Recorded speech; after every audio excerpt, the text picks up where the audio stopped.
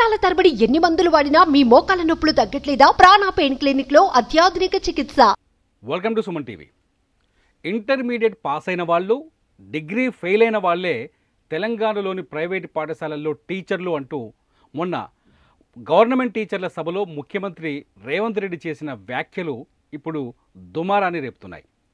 Private స్కూళ్ళలో పనిచేసే బోధనా సిబ్బందిని కించపరిచినట్లుగా రేవంత్ రెడ్డి వ్యాఖ్యలున్నాయంటూ ప్రైవేట్ స్కూళ్ళ యాజమాన్యాలు ఆందోళన వ్యక్తం చేస్తున్నాయి, అసహనాన్ని వ్యక్తం చేస్తున్నాయి. మనతో పాటు ఉన్నారు ట్రెస్మా మాజీ అధ్యక్షులు, ప్రస్తుత ట్రెస్మాకి ముఖ్య సలహాదారు యాదగిరి శేఖరరావు గారు. ఈ అంశంపై మాట్లాడడానికి నమస్కారం శేఖరరావు గారు. నమస్కారం అండి. సుమన్ టీవీ ప్రేక్షకులకు, సుమన్ టీవీ మేనేజ్మెంట్కు నమస్కారాలు తెలియజేస్తాను. శేఖరరావు గారు, మీరు ముఖ్యమంత్రి రేవంత్ రెడ్డి వ్యాఖ్యల పైన మీరు ఎందుకు అభ్యంతరం వ్యక్తం చేస్తున్నారు? ఆయన మాట్లాడిన మాటల్లో అబద్ధాలు ఉన్నాయా? ముఖ్యంగా ప్రతి ఒక్కరికి కూడా ఈరోజు తెలంగాణ సమాజానికి, తెలంగాణ తల్లిదండ్రులకు, విద్యార్థులకు, ప్రభుత్వానికి కూడా తెలియజేసిందంటే ముఖ్యమంత్రి గారు మాట్లాడే మాటలు ముమ్మాటికి అబద్ధం. ఎందుకంటే 2004 సంవత్సరంలో ఎప్పుడైతే వైఎస్ఆర్ రాజశేఖర రెడ్డి గారు ముఖ్యమంత్రిగా ఉన్నప్పుడు 2004 నుంచి బీఈడీలు, డిఈడీలు, హెచ్పీటీలు, టీపీటీలు ప్రైవేట్ పరంగా వందల కొలది, అంటే 2014 వరకే వాటి యొక్క అనుమతులు ఇవ్వడం జరిగింది. 14 తర్వాత అనుమతులు ఇవ్వడం ఆపివేశారు. అంటే కాంగ్రెస్ ప్రభుత్వంలోనే దాదాపు 2 పర్యాయాలు 2004 నుంచి 2009, 9 నుంచి 14 వరకు దాదాపు వందల పర్మిషన్స్ ఇచ్చిండ్రు. వేల మందికి కూడా ట్రైనింగ్ జరిగింది. లక్షల మంది ఈరోజు నిరుద్యోగులుగా బీఈడీ చేసిన వాళ్ళు ఉన్నారు.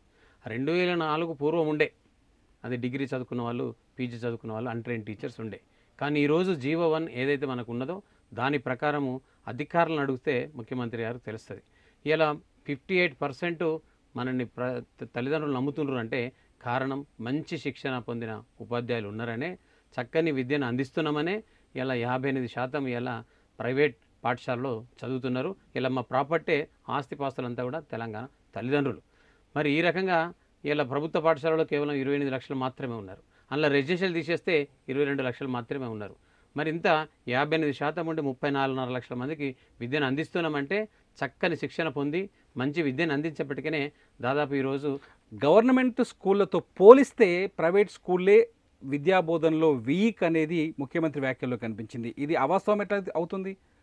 ఇది ముమ్మాటికి అవాస్తవం. ఎందుకంటున్నానంటే ముఖ్యమంత్రి గారు చెప్పిన మాటల్లో అన్నీ కూడా అబద్ధాలు. ఎందుకంటున్నానంటే ప్రైవేట్ పాఠశాలలో శిక్షణ పొంది మంచి విద్యను అందిస్తామని ఒకటి.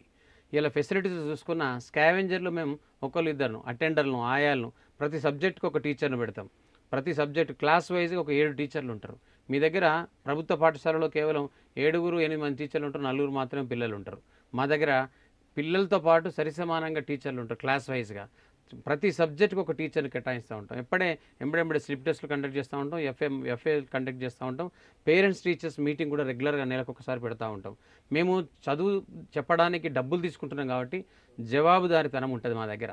కంపల్సరీ రిసెప్షన్ ఉంటుంది, కౌంటర్ ఉంటుంది. ప్రతి విషయంలో కూడా అంటే మార్కుల విషయంలో కాక కల్చరల్ యాక్టివిటీస్ విషయంలో కానీ, ఇలా స్పోర్ట్స్లో కానీ, ఇలా అంటే వాల్యూ బేస్డ్ ఎడ్యుకేషన్ ఇవ్వడంలో కానీ ప్రతి అంశంలో కూడా రెగ్యులర్గా పేరెంట్స్తో టచ్ ఉంటాం, టీచర్స్తో టచ్ ఉంటాం. మేనేజ్మెంట్ ఎప్పటికీ కూడా ఒక ఎంఈఓ, డిఈఓ కూడా చెయ్యని అంటే ఇన్స్పెక్షన్స్ అట్లాంటి అంతకన్నా ఎక్కువ మేము క్లాస్ వైజ్గా ఫ్లోర్ లీడర్స్ని పెట్టి ఎంబడెంబడే ఇన్స్పెక్షన్ చేస్తూ ఉంటాం. అంటే హ్యాండ్ రైటింగ్లో విషయంలో కానీ, ఇవాళ ఆన్సర్స్ చెప్పడంలో కానీ, క్వశ్చన్స్లో కానీ చాలా ప్రైవేట్ స్కూళ్ళు తెలంగాణలో కావచ్చు, ఆంధ్రప్రదేశ్లో కావచ్చు, తెలుగు రాష్ట్రాల్లో చాలా ప్రైవేట్ స్కూళ్ళు అగ్గిపెట్టెల లాంటి క్లాస్ రూముల్లో పెట్టి, అగ్గిపెట్టెల లాంటి అంటే ఎక్కడైతే ఇరుకురుకు ప్రాంతాల్లో స్కూళ్ళను పెట్టి కనీసం చాలా స్కూళ్ళలో స్పోర్ట్స్ గ్రౌండ్స్ కూడా లేని స్కూళ్ళు ఉన్నాయి. ఇది అవాస్తవమా? ముఖ్యంగా హైదరాబాద్ ప్రాంతంలో పరిసర ప్రాంతాల్లో కావచ్చు, కొంత సిటీ అంటే కరీంనగర్, వరంగల్ అట్లాంటి ప్రాంతాల్లో కావచ్చు, జీవో 1 ప్రకారం కేవలం చదువును ముందు తీసుకెళ్లడం కోసం ప్రభుత్వం తన ఖాతాలో, అంటే ప్రభుత్వం ఏదైతే చదువు ఇవ్వలేని పరిస్థితుల్లో సరైన పద్ధతిలో ఇవ్వాలంటే జాబ్స్ రిక్రూట్మెంట్ కానీ, ఇన్ఫ్రా కానీ ఇవ్వలేని పరిస్థితుల్లోనే ఇబ్బడిమబ్బడిగా 2004 నుంచి మనకు పాఠశాలలకు అంటే పర్మిషన్స్ ఇవ్వడం జరిగింది. కేవలం ఇక్కడ ఎందుకు ఇవ్వడం జరిగింది అని అంటే మన యొక్క లిటరసీ రేట్ను పెంచడం కోసం. ఒకప్పుడు 35-40% ఉండే, ఇది 96-2000 ప్రాంతంలో.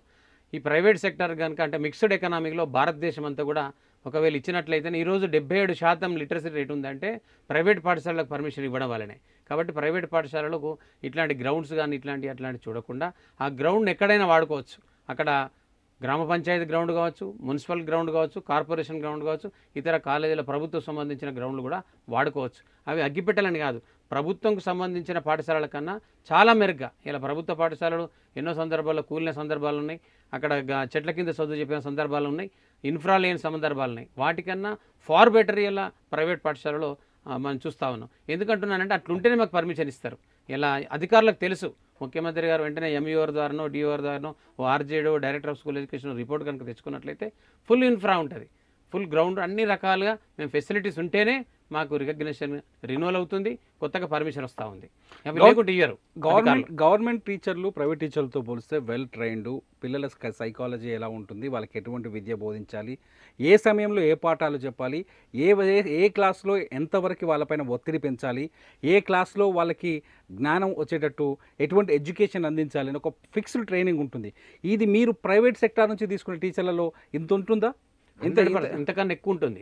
ఎందుకు ఎక్కువ ఉంటుంది అంటే అక్కడ ఎస్సీఆర్టీ పరంగా ఎన్సీఆర్టీ పరంగా చాలామంది మేధావులతో ట్రైన్ చేస్తూ జరుగుతూ ఉంటాయి క్లాసులు. ప్రతి మేలో ఒక దాదాపు 10 రోజులు అన్ని జిల్లాల్లో మండల హెడ్ క్వార్టర్లో కూడా రిసోర్స్ పర్సన్స్ ద్వారా ఎంఆర్సీ ద్వారా ట్రైన్ చేస్తూ ఉంటారు. అది ఓన్లీ ప్రభుత్వ టీచర్లకే. కానీ అంతకన్నా మెరుగ్గా మేము ప్రతి మేనేజ్మెంటు ఇంతకన్నా గొప్పగా ట్రైన్ చేస్తూ ఉంటుంది. రకరకాల రిసోర్స్ పర్సన్స్ తీసుకొని ప్రభుత్వం ఏమాత్రం కూడా సాయం చేయదు, కానీ స్వచ్ఛంద సంస్థల ద్వారా సర్వీస్ ప్రొవైడర్స్ ద్వారా అనేక మంది ఆలోచనల విధానానికి తల్లిదండ్రుల ట్రైనింగ్ కానీ ఈ ఏదైతే ఎస్సీఆర్కి సంబంధించిన క్వశ్చన్ పేపర్స్ తయారు చేసిన టీచర్స్ ద్వారా అనేక మంది ద్వారా మేము ట్రైన్ చేస్తూ ఉంటాం. రెగ్యులర్గా జరుగుతూ ఉంటుంది. గవర్నమెంట్ అంటే ఒక్క ఆర్గనైజ్డ్ ఏం కాదు కదా, అన్ఆర్గనైజ్డ్. మీ స్కూల్ బాగుండాలి కాబట్టి మీరు చేస్తారు, మిగతా స్కూల్ అన్ని స్కూళ్ళు కూడా మేము చేస్తూ ఉంటాం. ఒక స్కూల్ కానీ ఒక స్కూల్ గొప్పగా ఉంటేనే. మీ యూనియన్లో రూలింగ్ ఉందా? ఉన్నది 100%. మా యూనియన్ కూడా ఈరోజు అనేక రకాల ట్రైన్ చేస్తూ ఉంది, అనేక మందికి ట్రైన్ చేస్తూ ఉంది. యూనియన్ కూడా దీన్ని ఇనిషియేట్ తీసుకున్నది. గత ఎన్నో సంవత్సరాల నుంచి కూడా రెగ్యులర్గా ట్రైన్ చేస్తూ ఉన్నాం. ఇప్పటికి కూడా దాన్ని ఇంకా పెంచినాం, ట్రైనింగ్ని పెంచినాం ఇంకా. అంటే సైన్స్ పట్ల కానీ ఈవెన్ కమ్యూనికేషన్ స్కిల్స్ పట్ల కానీ. కానీ ముఖ్యమంత్రి గారి వ్యాఖ్యల్ని ఇంకొక రకంగా కూడా తీసుకోవచ్చు.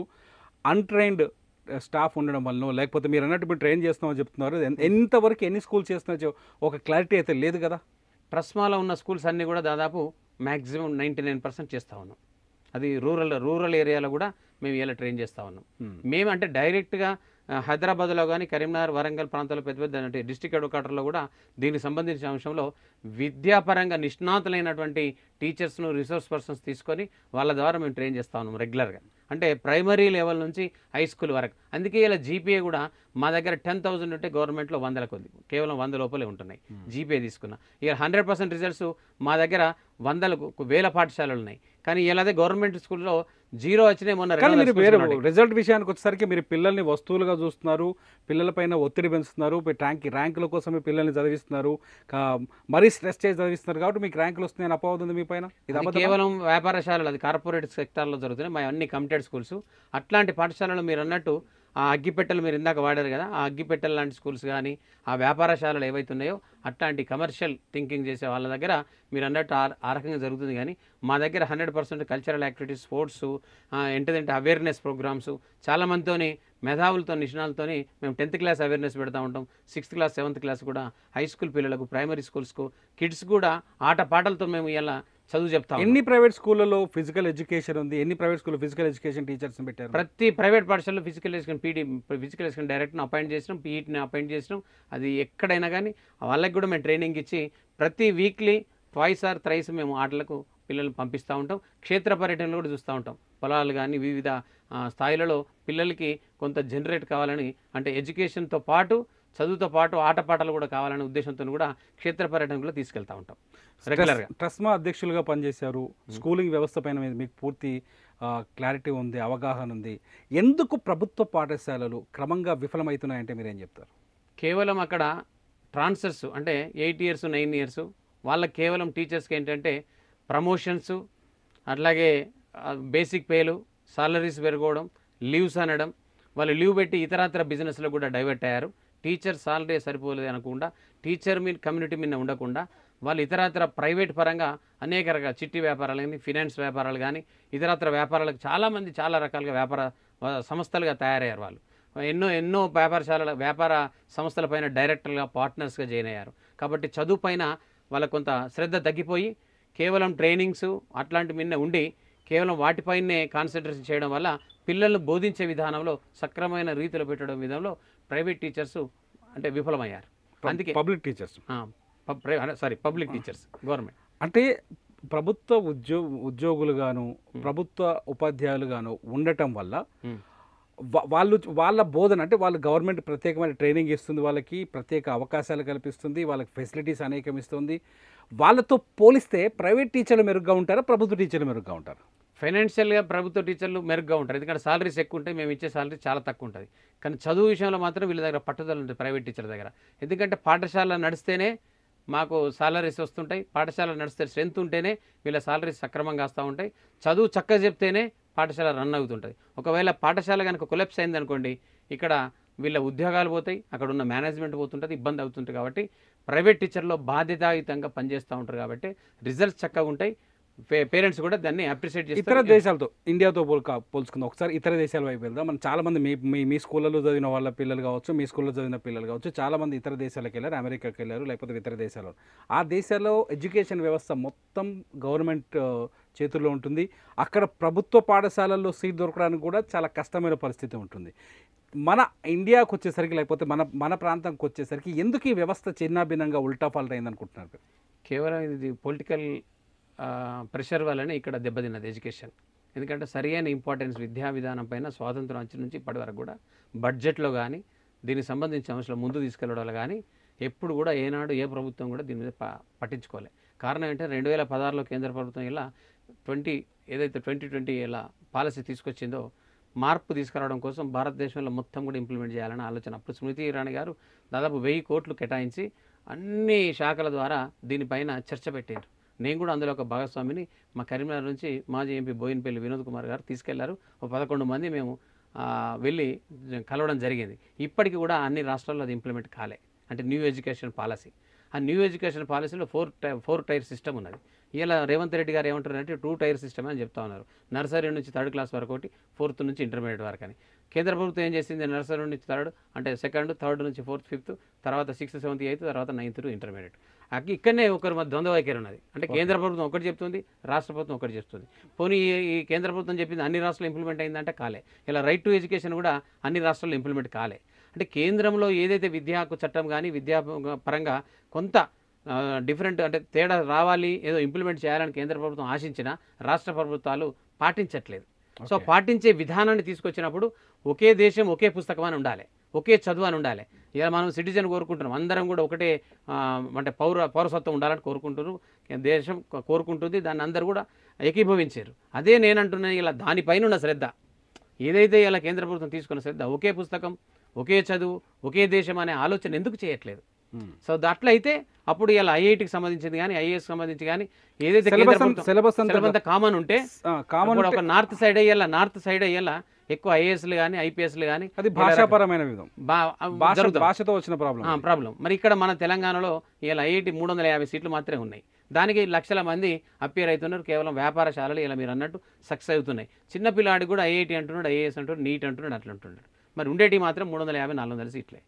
ఇలా 23 అదే నార్త్ నుంచి కోకొల్లలు కొట్టడం.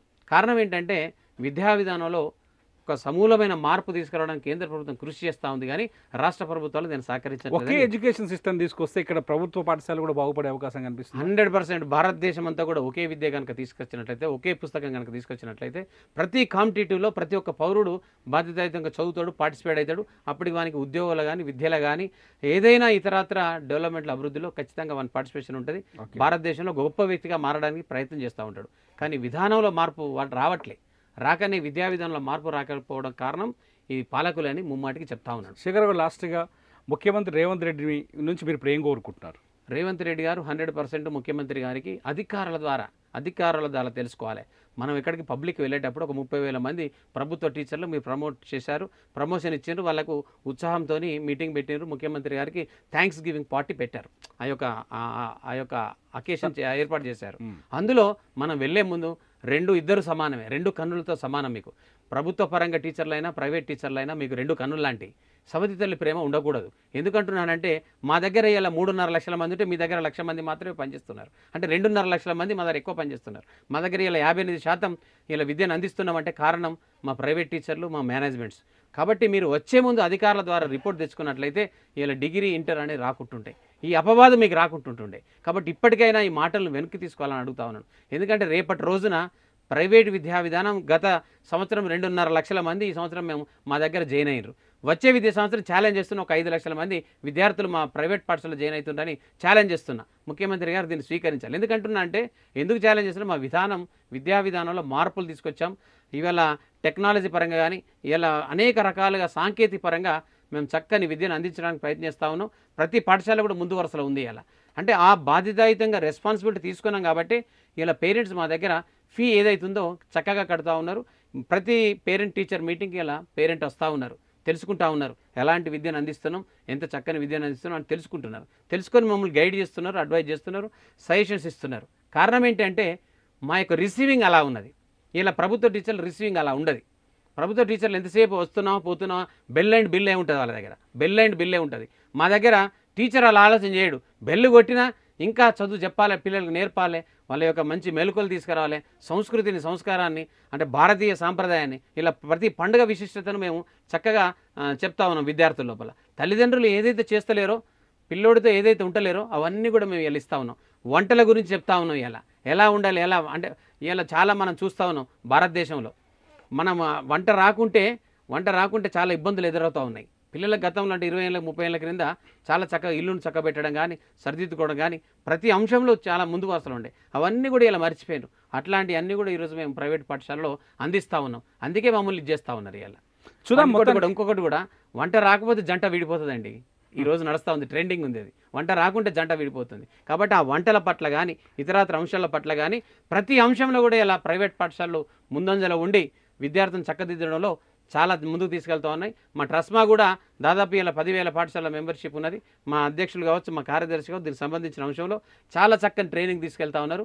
ప్రతి పిల్లోడికి మంచి విద్యను అందించడానికి ప్రయత్నిస్తూ ఉన్నారు. ఈ నలుమూలల 33 జిల్లాల్లో ఇలా ట్రస్మా దాదాపు 10,000 పాఠశాలలు విరాజిల్తా ఉన్నది. 34 లక్షల మందికి మంచి విద్యను అందించడానికి ప్రయత్నిస్తూ ఉన్నది. ముందు రాబో రోజుల్లో ప్రభుత్వానికి ఇంకా మిన్నగా కార్పొరేట్ పాఠశాలను కూడా ఏదైతే వ్యాపార పాఠశాలలు ఉన్నాయో అలాంటి పాఠశాలను దెబ్బకొట్టడానికి కూడా మేము ప్రయత్నిస్తాను. దానివల్ల దెబ్బకొట్టడం కాదు, దానివల్ల పిల్లలంతా కూడా బాయిలర్ కోడ్లో మారిపోతూ ఉన్నారు. కాబట్టి అట్లాంటి పిల్లలకి సో మొత్తానికి మీ ట్రెస్మాకి కార్పొరేట్ పాఠశాల మధ్యలో కూడా ఒక చిన్న వారు ఉంది.